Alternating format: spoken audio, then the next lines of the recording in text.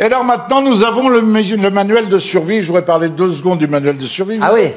Vous êtes au départ du manuel de survie, mon général, non? Ça, 18 pages, 70 millions d'exemplaires, un truc qui est complètement hors de prix. Si t'imagines, on pourrait pas imaginer ça dans un pays qui est endetté de 3 000 milliards d'euros. C'est pas possible, tellement ça va coûter.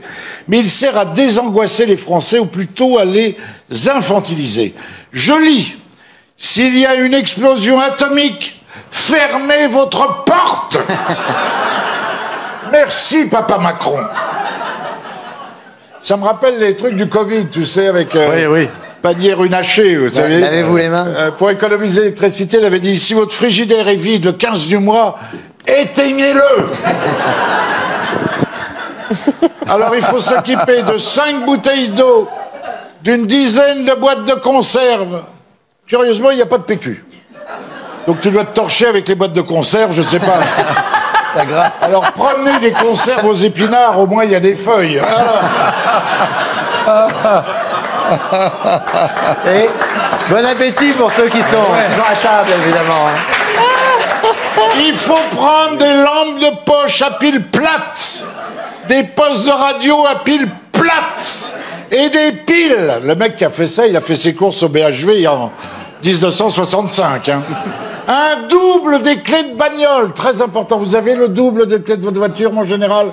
Très important. Imagine, si ta bagnole a été explosée par un missile russe, t'as un double des clés pour faire un tour avec l'épave qui reste.